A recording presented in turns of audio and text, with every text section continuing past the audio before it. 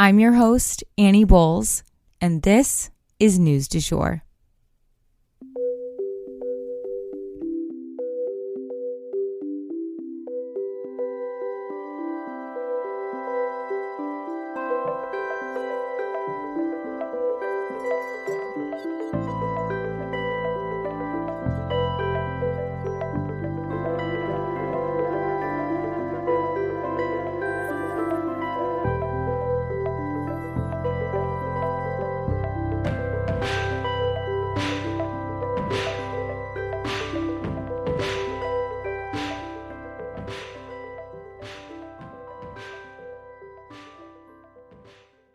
Welcome to News du Jour. You may be wondering, why am I, Annie Bowles, here hosting this podcast? I usually start by telling people I'm a political baby. You see, my parents met working on Capitol Hill. By the time I was 2, I had been in my first political commercial and even got lost crawling around the West Wing. Don't worry, Al Gore found me. My family then moved abroad when I was 9, and I attended an international school in Brussels with kids from all over the world. And it is this type of global perspective that I also bring to our show. I graduated from American University in DC after studying political science and art history, as well as interning on both sides of Capitol Hill. I even interned down the hall from where my parents met. I'm now pursuing a professional certificate in journalism at NYU in conjunction with Rolling Stone magazine. I guess I was always that friend in the group who cared deeply about not just what was going on politically, but also globally. I often kept my own friends informed through high school and into young adulthood, so I guess I've always done a version of this show. I'm genuinely passionate about following the news, and I'm here to break it down for you guys every weekday. We always strive to be a calmer space to get your news. Or, as one listener put it, like getting your news from a well-informed bestie. I'm so glad you're here. Hey guys, so I never come on here to this podcast and just speak freely. I always have an outline of each episode and what exactly I'm going to be talking about each day. Scripted sometimes just so that I am, getting the facts right for you guys and things of that nature. But I never show up just free-balling, empty-handed. But today, that's going to be the vibe because there's not a lot of news today. There wasn't a lot of news yesterday, and I've been working so tirelessly on this bill. And if you follow me on social media, you know that. I feel like my page has just become all about this piece of legislation, and it's, our campaign is wrapping up, so things will get back to normal very soon here. But I wanted to take this time and this episode to really just walk you guys through where we're at, what we accomplished yesterday, and just give you a big fat update on this bill and how it can help people. So yesterday was the House vote. So we had already passed the Senate 45-0, and the House is really going to be the big push because the House is big. There's more members over there. It's rowdier. There's just younger people involved because there's more seats. The Senate is a little bit more refined and regal. And that's the same for on the federal level. I interned on both sides when I was in college. So I felt like I got a good sense of what happens on both sides of Capitol Hill up there in DC. But it seems like it's pretty much the same vibes down here where the House is just a little bit more rowdy, unexpected. And that's definitely what happened yesterday. We have lobbyists that work for Appleseed. So what they do is go and whip the votes. So if you've never heard that, basically whipping the votes is going and asking each person what they plan to vote on this bill and counting and tallying everything up. And we were pretty confident we had it because we needed this bill to pass by a simple majority. So the way that's different is sometimes you need a 2/3 majority, and that's a much higher benchmark than a simple majority where you just need one more than half, right? So Simple majority was a pretty, it was a much easier benchmark, but we still exceeded that by quite a bit. We only had 3 no's. And actually, what was really surprising, and this is why I said, yesterday was par for the course in terms of the House being rowdy. One of our co-authors on the bill, so somebody who had, helped present the bill, turned on us and voted no today. They going in, yesterday and everything, they were saying that they were going to co-author our bill, and then they flipped on us. So that was a very interesting thing. And I think, I'm going to say this as delicately as possible, but essentially our only opponents when it came to this bill were some DAs in Tulsa that didn't want their cases being changed in any way. They felt justice had been served in the way that things played out, and they didn't want those cases changed as far as I can understand. And they didn't want to come right out and say that they didn't support our bill. So instead they would go in these roundabout ways and call these legislators or come visit them, and in certain cases say they were going to run other candidates against them and things like that. So sort of threatening them politically speaking. But at the same time, it's hard to say what this person was thinking when they flip-flopped like that, but I'm wondering if it had to do with pressure from these DAs. I just don't know why else they would flip-flop that on the day of. But anyway, it's neither here nor there because our bill passed with flying colors. So now that it's passed the Senate and passed the House, the last hurdle for it politically is to go to the governor's desk. The governor has 3 options here. The first option is he can sign it. And what that would mean is he's essentially putting his name on this bill. He's saying, I love this bill so much that I want to endorse it basically by signing it into law myself. But if he does not do that, a second option is that he just ignores it.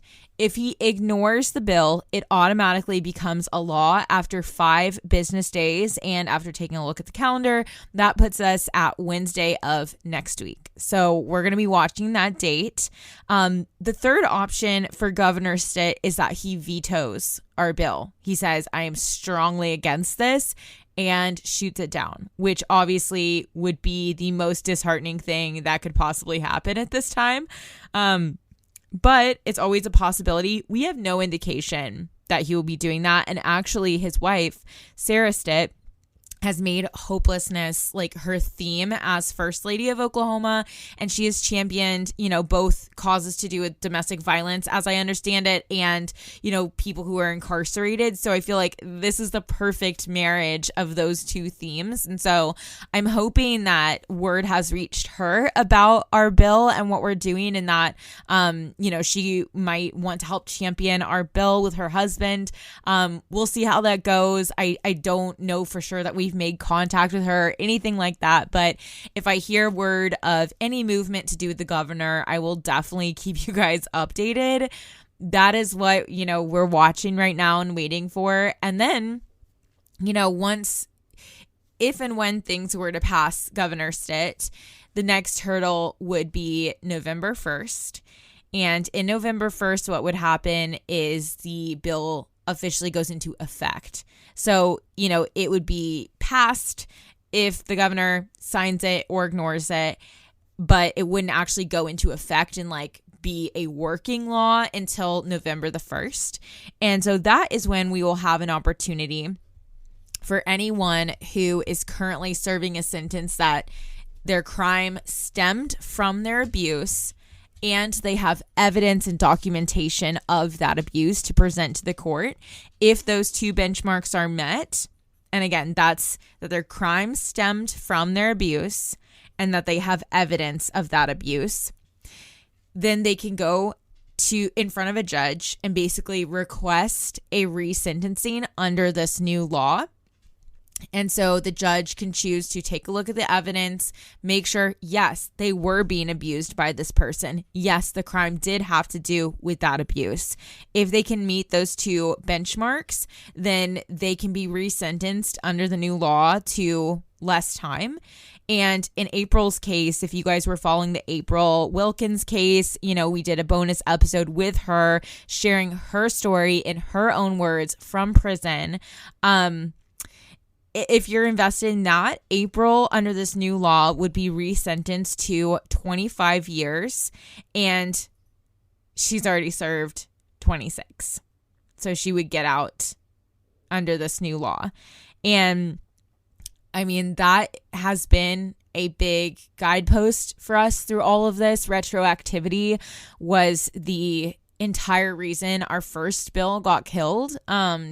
Appleseed went to bat for that in particular. Retroactivity just means that it applies to previous cases, not just cases going forward. And that's hugely important because justice can't just be going forward. We need to have justice for everybody. And all these women who are in prison, it's just as unfair to them as it would be to women going forward. And so at the end of the day, we knew we needed retroactivity. And so Appleseed took one for the team and started completely over with this bill when it was originally introduced in the House. It was a House bill. When I came in, they were just, it was a Senate bill already. Anywho, so November 1st, let's say that it becomes a law. So state, either signs it or ignores it. Then between that time, next Wednesday, and November 1st, it will be a sprint to basically figure out who this law would apply to, who's currently incarcerated, make a list of all those people, and start working their cases and start compiling their evidence and start filling out the paperwork and all that stuff. And we already have 13 identified that we think are solid cases to fall under this piece of legislation. And we would seek to have all of that paperwork put together, all of the evidence compiled by November 1st, so that come November 1st, we can file all of those things and basically get these women in front of judges to hear their evidence. And I'm really hoping that all of this can work like clockwork and work the way we want it to. There's hiccups all along the way with things. And so far, things have been very smooth for us. So I just, I don't want to count our chickens before they hatch, but I'm just so grateful to everyone who made this happen. And I don't know if it'll mean anything. I doubt it will reach their ears, but I wanted to give a shout out to our two main authors, which are Senator Treat and Speaker of the House, I believe, John Echols. Amazing. Like, they just didn't back down from the fight when they were, definitely getting the worst of the political threats and the, badgering them. They just stood up under pressure. And actually, I heard, and I don't know, if he fully plans to do this, but I had heard that Echols is considering coming out of retirement as an attorney to work some of these cases and do some of that legal legwork for the survivors that I was talking about, where, they're all going to have to compile their evidence, fill out the paperwork, and get in front of a judge. And they're going to need an attorney to help them do that. And so he's considering coming out of retirement to work some of these cases, which just, it meant the world to us because it shows that it's not just about, getting a political win, and it's not just about the game of it all. He's really understanding what's at stake here for women. And anyway, I was very moved by that. And I was very moved by the way that both Treat and Echols stood up under pressure, and the way that they conducted themselves in meetings was just, it was really a pleasant surprise to have men who just stood up and did the right thing and weren't taking no for an answer in such a positive way. I felt like we had true champions in both of them. So just wanted to give a very strongly worded shout out to them because we couldn't have had better men on our team when we needed them. So, and everybody on the team at Appleseed is so incredible. Colleen McCarty is our fearless leader, and Caressa is our organizer. Leslie Briggs is our lead attorney. And, everything came together. We also have lobbyist Jamie Mack. I could go on and on, but everybody works in concert together. And speaking of us all working together, I have a really exciting event that I don't even know if I've told you guys about on the podcast. Maybe I've only shared it on social media, but we have essentially a large-scale floral installation happening in downtown Oklahoma City. It's at a location called Spark Creative Lab, and that's like, if you're here in OKC, that is like a little bit west of the Jones, in that kind of like up and coming area. It's like a blank, like kind of warehouse space where they do like performances or private dinners, things like that. And we are going to be filling the whole thing with flowers for the survivors. So essentially, this local florist group called the Wild Mother Creative Studio, they usually do like weddings and like big large scale florals for like film sets and things like that. And each year in the spring, when they have a surplus of flowers, they donate those flowers to a cause. And in the past, the first iteration of it was for Greenwood. So they did Send Flowers to Greenwood, and they did it for the 100th anniversary of the Tulsa Race Massacre, and essentially did it at the unmarked graves in Tulsa. And it was almost more like a funeral look. It was really incredible, super moving. I think it rained that day too, and that just added this air of like solemnity and just made it even more magical from the photos. I wasn't there in person. Definitely donated to both. But then the second iteration was Send Flowers to MMIW, which, if you've missed all of our bonus episodes on the subject, that is Missing and Murdered Indigenous Women. We have a ton of bonus episodes that touch on this, or like faceplant into certain cases. Definitely scroll down on your feed if you're interested in learning more about that movement. But that was held at the First Americans Museum, and they had like dancers and activists who spoke, and it was just super incredible to attend. I attended when I was very pregnant. And then this year they're doing Send Flowers to Survivors. And so they're using the flowers to essentially raise awareness about different topics. And this year we are raising awareness about domestic violence generally, but also criminalized survivorship specifically. And criminalized survivorship, we talked about it in these bonus episodes. If you're curious to learn more about that, definitely listen to the Nikki Adamando bonus episode we did. But they kind of coined the term, but it's basically where an abuser uses, the criminal justice system to further abuse someone. Examples might be, I hear a lot of cases lately in doing this work where the guy, usually it's a guy, but an abuser will go to court and say that they're the one being abused, they're the one being stalked, and attempt to get their victims' children taken away and things like that. So turning the tables is one way of using the criminal justice system against a victim, but there's lots of different ways. For example, forcing a victim to carry drugs, and then when they get caught with the drugs, they're the one who gets in trouble. Forcing a victim to steal a car, or forcing a victim to have to defend themselves, which unfortunately we've seen as a theme in all of these cases over and over again. So that's what we've been working on, and this floral event is going to have educational pieces throughout the flowers, and then it's also going to have activities that you guys can do, like sending letters. We're going to have pre-addressed envelopes, and you can write letters to survivors who are currently serving prison sentences for whatever happened to them through their abuse.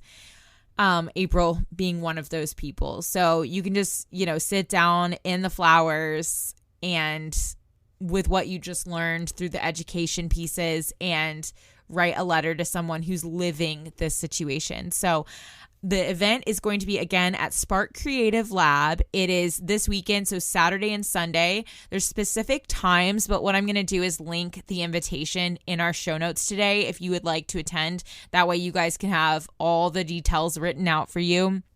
And I will also be setting up today and tomorrow, and we will be having a private opening on Friday night. So I will be definitely showing that on my Instagram stories to give you guys a taste of what it's going to look like in the space. So definitely be on the lookout. I would love to have anyone and everyone out. And like, if you do go, like, be sure to take pictures. Like, this is first of all going to be beautiful, very Instagrammable, but more than that, it's going to help raise awareness about an important issue. So I always say everybody is an influencer. You have influence. If you have 2 followers, those are 2 people you can influence. So I feel like, go take a beautiful photo and maybe take some photos of the educational pieces and put it as a little slideshow. Something like that would be super helpful for us. And that's why we're doing what we're doing, to help raise awareness, spread the word. Yes. So anyway, thank you guys so much for listening to this show. I promise we are going to get back to our regularly scheduled programming, but I just had to sort of dump all of this onto you guys so that you know what happened yesterday, where things stand, and what's around the corner. Again, Wednesday is the date that we will be watching in terms of the governor. I will keep you guys posted. And for today, that is the news du jour. Today, I wanted to leave you guys with the quote, "They tried to bury us. They didn't know we were seeds." If you enjoyed this episode, please subscribe on whatever podcast platform you use to listen. A rate and review on that platform or a shout out on social media would mean the world to us and help us to be able to keep creating the news du jour and reach more people who need a calmer space to consume the news. But the best way to support all of our work is to become a patron at www.patreon.com/sugarfree media, and that is also linked in our show notes.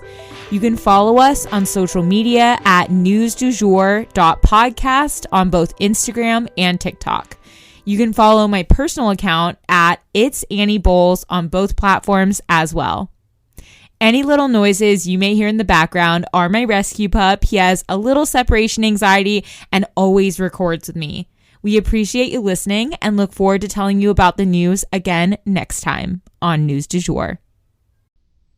Broadcasting from Oklahoma.